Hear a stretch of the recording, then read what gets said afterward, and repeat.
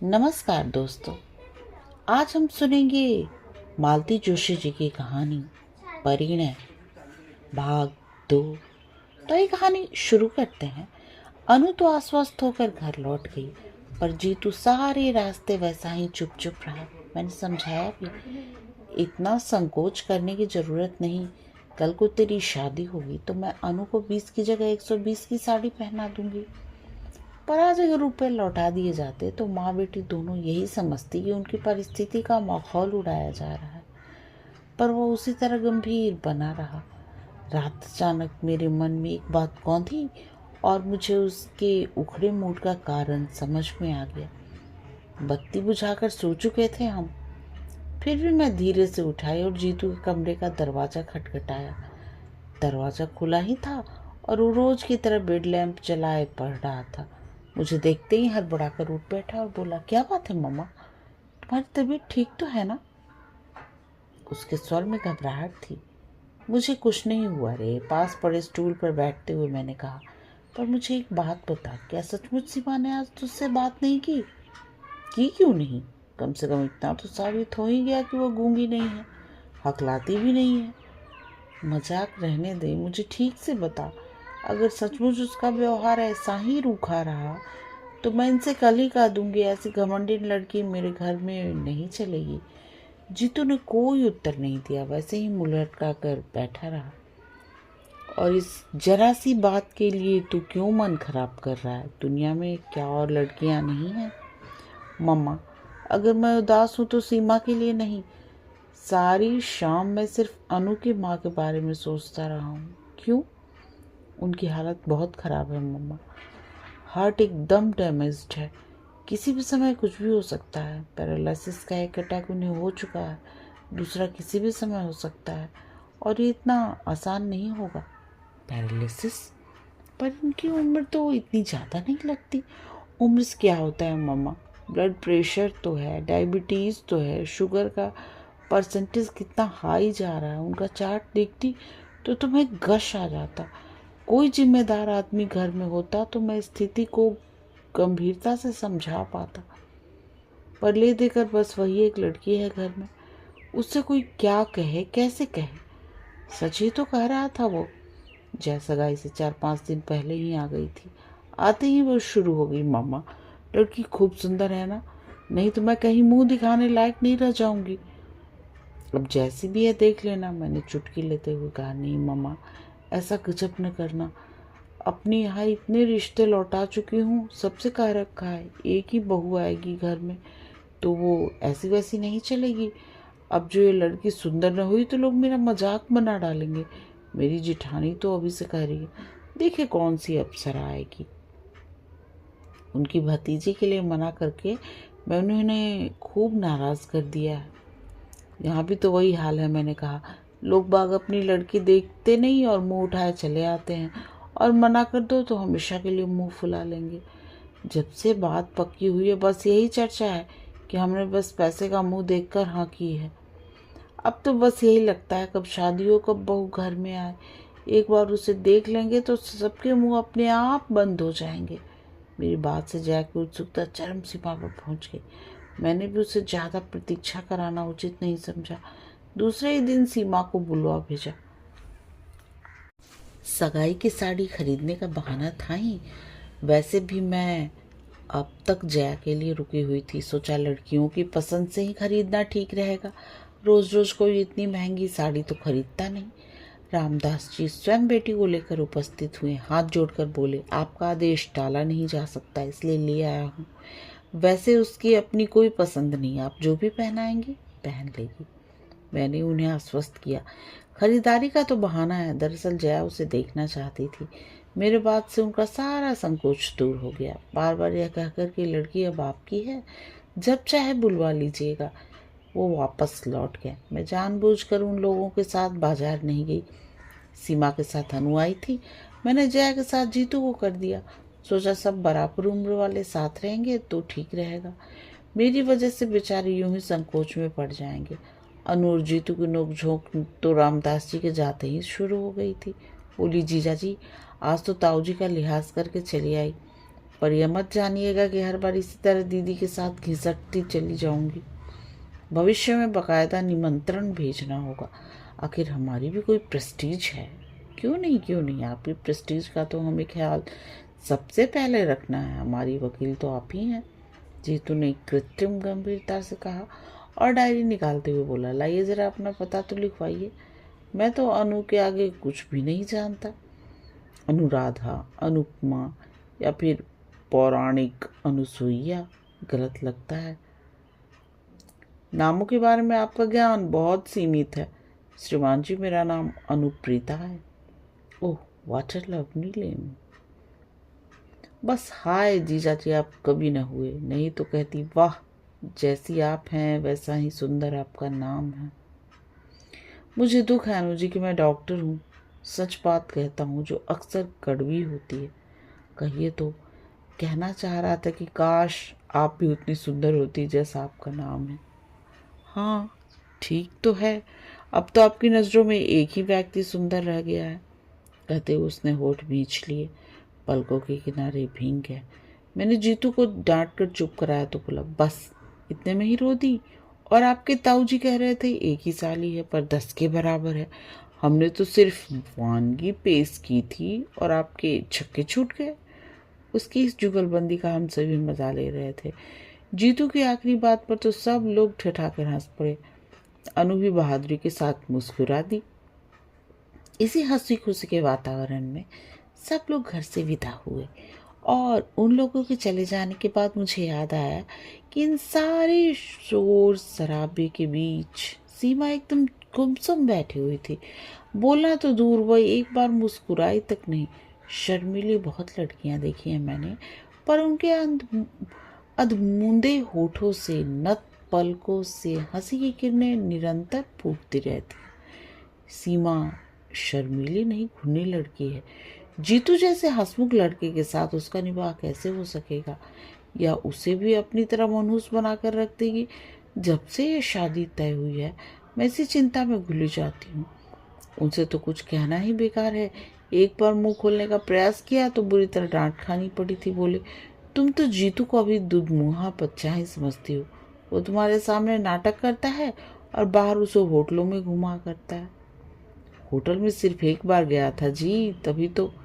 एक बार या 100 बार, उससे क्या फर्क पड़ता है। अपने लाडले को समझा दो, ये हिंदुस्तान है, अमेरिका नहीं है। यहाँ की लड़कियां अरे गैरों के साथ होटलों में नहीं जाया करती। और बात फिर दब गई थी। पर जितनी बार सीमा को देखा यही लगा कि इस लड़की से मेरा या जीतू का निर्वाह कैसे होगा। कोई और लड़की होती तो इतने दिन में घर से एक आत्मिक संबंध स्थापित कर लेती, पर यह आज भी उतनी ही पढ़ाई लगती है। बाजार से लौटी जया तो भरी हुई थी। साड़ी का डब्बा मेरे सामने पटक कर बोली, लो देख लो, पूरे 700 की साड़ी है। पर महारानी ऐसे मुंह बनाती थी जैसे उनके लिए छीट खरीदी हो। मैंने डिब्बा खोलकर देखा। रानी कलर की बनारसी रेशम जड़ी की बूटियों से झिलमिल कर रही थी। अरे पसंद नहीं आई? मैंने अधीर होकर पूछा। अरे मुंह खोलकर कहे तब ना, मूर्ति की तरह कोने में बैठी रही। हाथ लगाना तो दूर, एक बार आंख उठाकर नहीं देखा। वह सिलविल थी, साथ में तो ठीक रहा। उसी की मदद से चुनाव कर डाला। मेरा मन एकदम बुझ गया। माना कि बड़े घर की लड़की है, बनारसी साड़ी उसके लिए अनोखी चीज़ नहीं है, पर सगाई की साड़ी तो एक भावनात्मक संबंध रखती है। मुँह से कुछ न कुछ कहे नहीं, लेकिन आंखों से बहुत कुछ कहा जा सकता है। कम से कम जय का मन तो रह जाता। वो तो इतनी आहत होकर लौटी है कि बहू के रूप चर्चा उसके सामने व्यर्थ ही है। मुझे इससे डर लगता है रे। मैंने कहा, अजीब घुन्नी लड़की है, जीतू के साथ पता नहीं कैसे नहीं भीगी। घुन्नी नहीं है मम्मा, घमंडी है। तुम तो बस अब अपनी चिंता करो, जीतू के लिए परेशान होने की जरूरत नहीं है। उनकी तो खूब घुट रही है। अभी आते आते भी उसने एक चिट्ठी चुपके से पकड़ाई है, मैंने साफ देखा है। जय की बात से सचमुच मैं चौंक गई। सोचा ये ठीक ही कहते हैं, जीतू यूं ही मेरे सामने नाटक करता है। मैं भी तो पागलों की तरह उसके पीछे पड़ जाती हूँ। सीमा ने क्या बात की, कैसे की, बेचारा जवाब दे भी तो क्या। कुछ भी हो, मन से एक बोझ तो उतर ही गया। सारी तैयारियां करते करते रात के 11 बज चुके। दूसरे दिन ये लोग ओली डालने जा रहे थे। इतने बड़े घर से संबंध होने का पहली बार हम लोग कुछ लेकर जा रहे थे, पर जैसे सारी चिंता मेरे ही सिर थी और कोई मेरा हाथ बटाने नहीं आ रहा था।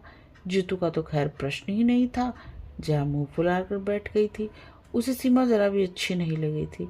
कल जीतू ने चिढ़ा दिया था सीमा के आ जाने से दीदी का सौंदर्य तेज थोड़ा फीका पड़ जाएगा, इसी से वो नाराज है। बात हंसी मजाक में ही टल जानी थी, पर जया बहुत बुरा मान गई थी। उसकी ओर से किसी सहायता की आशा करना ही व्यर्थ था। सबसे ज्यादा रोज तो मुझे उसके पापा पे आ रहा था। एक बार भी उन्होंने सारा सामान नहीं देखा, ना पूछताछ की। मैं बिस्तर पर गई तो वे बड़े मजे से खर्राटे भर रहे थे। इतना ताव आया मुझे, उन्हें झकझोर कर जगाया मैंने और पूछा, सुनो सुबह जब भाई साहब को लेने स्टेशन कौन जा रहा है? ठीक से तय कर लो, नहीं तो समय पर कोई नहीं पहुंचेगा। कोई नहीं जा रहा, उन्होंने अलसाए स्वर में कहा। क्यों? क्योंकि वे नहीं आ रहे हैं। क्यों? आपको कैसे पता चला? क्योंकि मैंने ही उन्हें फोन पर मना किया है। अरे क्यों बाबा? क्योंकि कल का प्रोग्राम कैंसिल हो गया है। अच्छा, रामदास जी को हार्ट अटैक हो गया है। हाय राम, क्यों? क्योंकि उनकी लड़की अपने फुफेरे भाई के साथ भाग गई है। कब? क्यों? वह एकदम झल्लाकर उठ बैठे। तुम्हारे इस क्यों का कहीं अंत भी होगा? लड़कियां किसी के साथ क्यों भाग जाती हैं? क्या यह भी मुझे बताना होगा? खिसियाकर चुप हो गई मैं। सच तो पागलों की तरह प्रश्न पर प्रश्न किए जा रही हूँ, कम से कम इनकी मनस्थिति का तो ख्याल किया होता। शाम से अनमने हैं बेचारे, पर मुझे अपनी व्यस्तता के बीच ध्यान ही ना आया। इस कांड की तो मैंने कल्पना भी नहीं की थी। मन इतना बौखला गया था कि अनचाहे मुंह से निकल गया। अब क्या मिठाई बांटो, वो गुर्रा है। तुम दोनों माँ बेटे तो शुरू से ही मीन मेक निकाल रहे थे, अब तुम्हारे मन की हो गई। घर आई लक्ष्मी दरवाजे से ही लौट गई। खूब आनंद मनाओ अब। छुम उनके हर शब्द से टपक रहा था। रामदास जी के घर सब दिन बनकर जाने का सबसे ज्यादा चाव इन्हीं को था, इसलिए सबसे ज्यादा निराशा भी नहीं झेलनी पड़ी। इसके बाद चुप रहने में ही मैंने अपनी खैरियत समझी, पर रात भर मुझे नींद नहीं आई। बार बार सीमा का रूखा व्यवहार याद आता रहा। उसे हम लोगों में कोई दिलचस्पी नहीं थी, तो वह स्वाभाविक ही था। पर घर के लोग कैसे हैं, क्या उन्हें भी अंदाजा न हुआ होगा? लेकिन लगता है वे लोग सब जान गए थे, तभी तो हाथ धोकर पीछे पड़ गए थे। जिस दिन से रिश्ता लेकर आए थे, उन्होंने हमें सांस नहीं लेने दी थी। ये तो ईश्वर की कृपा थी, जो समय रहते सारा रहस्य खुल गया। मुझे कमरे में आते हुए उसने दर्पण में देख लिया था। वहीं से बोला, तुम परेशान क्यों हो रही हो मामा? मैं भी शेप बनाकर वहीं आ रहा हूँ। मैं तो यूं ही चला आई थी रे। चाय की ट्रे गोल मेज पर रखते हुए मैंने कहा, सोचा साथ साथ चाय पी लेंगे, और एक बात भी कहनी थी, समथिंग इम्पोर्टेंट। उसने अपना काम जारी रखते हुए पूछा, हाँ ऐसा ही समझ ले, वो जो सीमा है ना, वो इस बुरी तरह से चौंका कि रेजर हाथ से ही फिसल गया। गीले तौलिए से गाल को सहलाते हुए मेरे सामने आकर बैठ गया और अधीर स्वर में बोला, सीमा का क्या कर रही थी तुम? क्या किया है उसने? वो अपने फुफेरे भाई के साथ भाग गई है। मैंने सपाट स्वर में आकर कहीं डाला। ओह मम्मा, उसने एक दीर्घ श्वास छोड़ी। तुमने तो मुझे डरा ही दिया था। उतनी सी देर में मैं पता नहीं क्या क्या सोच गया था। क्या सोच गया था? मैंने हैरत से पूछा। दरअसल मम्मा, मैं एक पागलपन कर बैठा था, उसने खिसियाए स्वर में कहा। इससे पहले कि मैं कुछ पूछूं, उठा और दराज में से एक कागज का पुर्जा निकाल लाया और बोला, लो पढ़ो। पढ़ने को था ही क्या, बस 2 पंक्तियां ही थी। अगर आप शादी से इनकार नहीं करेंगे तो मुझे मजबूरन कुछ खा लेना पड़ेगा। कब मिली ये चिट्ठी तुझे? मैंने कांपते स्वर में पूछा। उसी दिन जब हम लोग साड़ी खरीदने गए थे। तो पगले मुझे बताया क्यों नहीं? कैसा सर्वनाश हो जाता अभी। एक जिद सी सवार हो गई थी मामा। मैं भी जया की तरह सोचने लगा था। लगता था ये लड़की हमें बहुत छोटा करके देखती है। इसके दर्प को तोड़ना पड़ेगा। इसे ब्याह कर घर लाना ही है, भले ही दूसरे दिन इसे छोड़ आना पड़े। उसकी बेरुखी का और कोई कारण हो सकता है, इस ओर ध्यान ही नहीं गया। और अगर वह सचमुच कुछ खा लेती तो? मैंने कप में चाय डालते हुए पूछा। इसलिए तो तुमने जब एकाएक उसका नाम लिया तो मैं डर गया। मुझे तो हैरत होती है मम्मा, पढ़ी लिखी होकर भी ये लड़कियां इतनी बुजदिल कैसे होती हैं? अपने मन की बात मुंह खोल कर कहती क्यों नहीं? बस गूंगी गाय की तरह हर तरह किसी के खूंटे से चुपचाप बन जाती हैं। अब तो उसने अपने तेवर दिखा दिए ना, मैंने करवाहट भरे स्वर में कहा। हाँ, ये तो मानना पड़ेगा, उसने काफ़ी दिलेरी से काम किया। पता मालूम हो तो मेरी तरफ से बधाई का तार भेज देना। मैं तो इसी बात के लिए शुक्रगुजार हूँ कि वो काफ़ी समझदारी से पेश आई। शादी की रात तक इंतज़ार नहीं किया, नहीं तो अपनी ज़िंदगी में भी फिल्म स्टोरी बन जाती। लौटकर पुनः आईने के सामने खड़ा हो गया। मैं उसे गौर से देखती रही, पर साबुन के झाग से भरे उस चेहरे पर कुछ भी पढ़ना असंभव था। ईश्वर से ये मनाती रही, हताशा का ये ज्वार जो मुझे मथ रहा है उसे अछूता ही छोड़ दे। ये वास्तव में उतना ही निर्लिप्त बना रहे जितना वो दिख रहा है। सीमा के अपने घर में जो कहर बरपा हुआ था, पर इस घर की तो रौनक कुछ दिनों के लिए छिन सी गई थी। बच्चों के पापा का मूड तो उसी दिन ऑफ हो गया था। मेरा मन भी बुझ गया था। जया भी इतने दिनों बाद इंदौर आई थी, पर सहेलियों से मिलने का, रिश्तेदारों के यहाँ जाने का उसमें जरा भी उत्साह नहीं रह गया था। जहाँ भी जाओ वही प्रश्न, वही कौतूहल, वही शंकाएं खींच सी होने लगती थी। हम सबके बीच जीतू बिल्कुल सरल स्वाभाविक बना रहा, पर माँ थी इसलिए जानती थी कि वह भीतर भीतर हिल गया है। उसके ठहाके बेजान होते जा रहे हैं।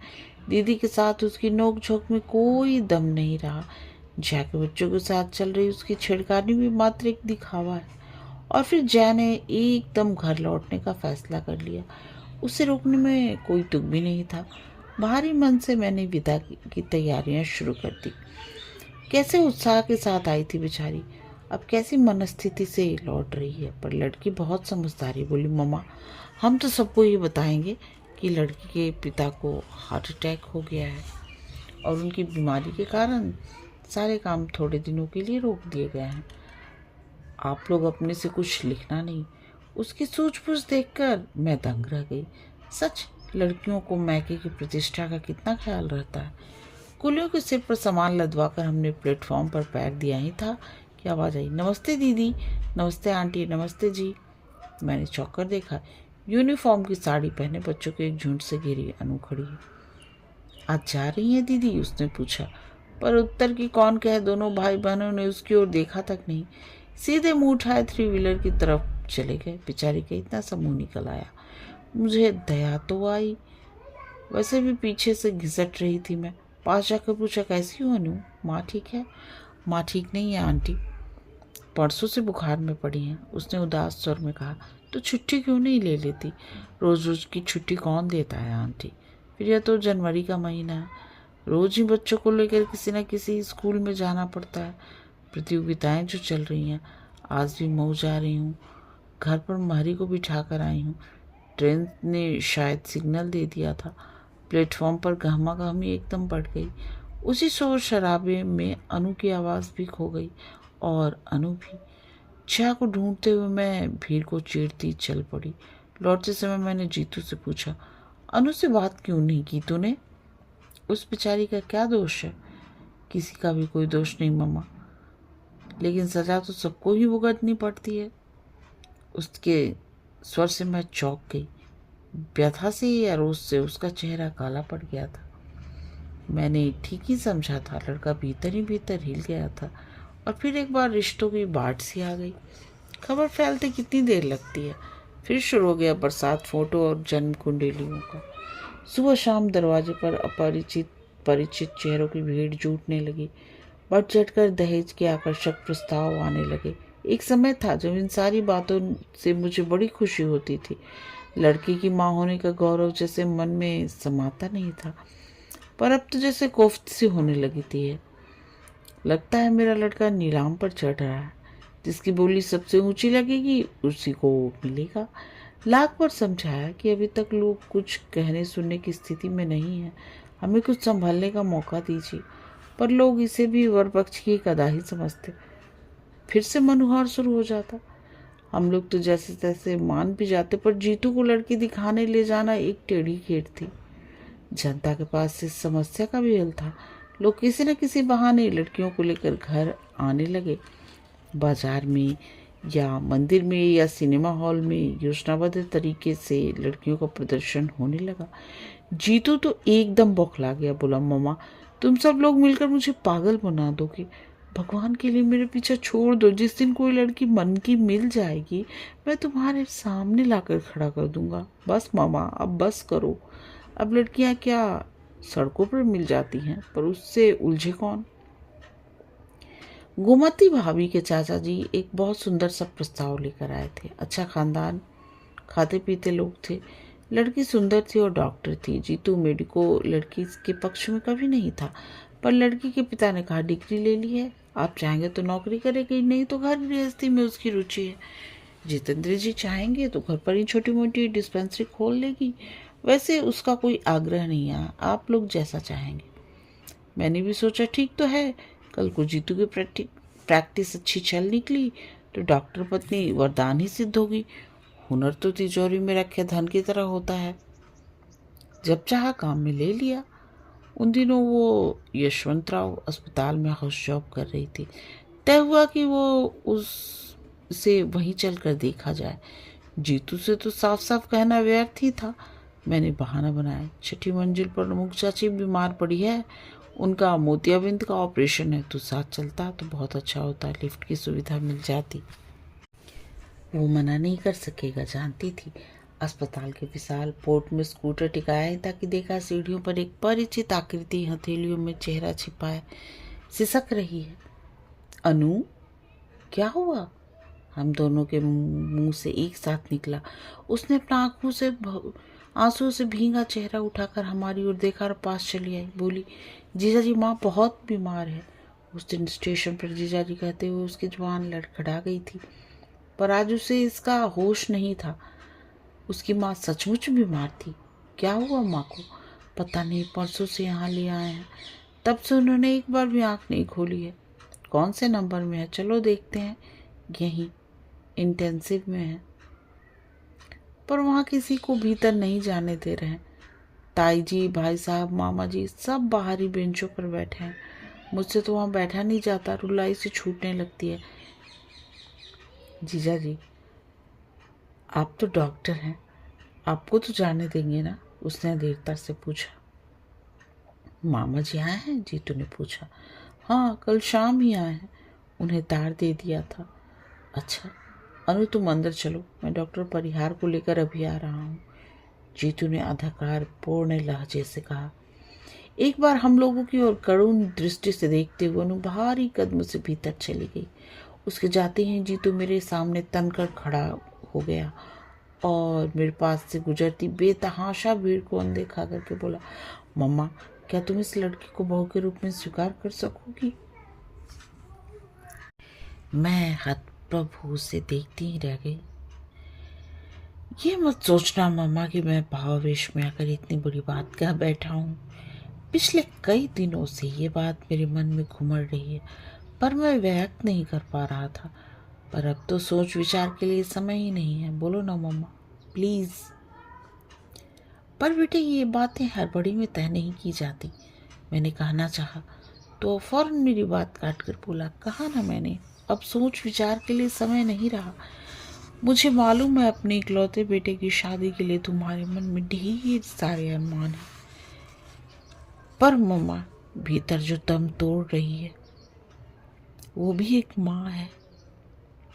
उसने भी अपनी इकलौती बेटी के लिए कई सपने संजोए होंगे। उन सपनों के लिए वो जिंदगी भर अपनों से, परिस्थितियों से लोहा लेती रही।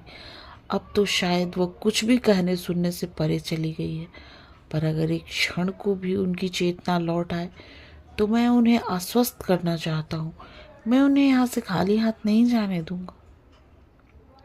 पर मम्मा, इसके लिए मुझे तुम्हारी आज्ञा चाहिए, दोगी ना? उसकी बात पूरी भी ना हो पाई थी कि अनु बदहवास सी दौड़ती आई और बोली, जीजा जी जल्दी चलिए ना प्लीज़, माँ को देखिए वे लोग क्या कह रहे हैं। पलवर को हम दोनों को जैसे काट हो गए। मैंने ही किसी तरह अपने को समेटा और कहा, जीतू तुम अंदर जाकर देखो, अनु की चिंता मत करो, वो मेरे पास है, हमेशा रहेगी। और सुबकती हुई अनु को मैंने अपने अंक में भर लिया। कहानी समाप्त। कहानी सुनने और अपना कीमती समय देने के लिए आप सबका बहुत बहुत धन्यवाद।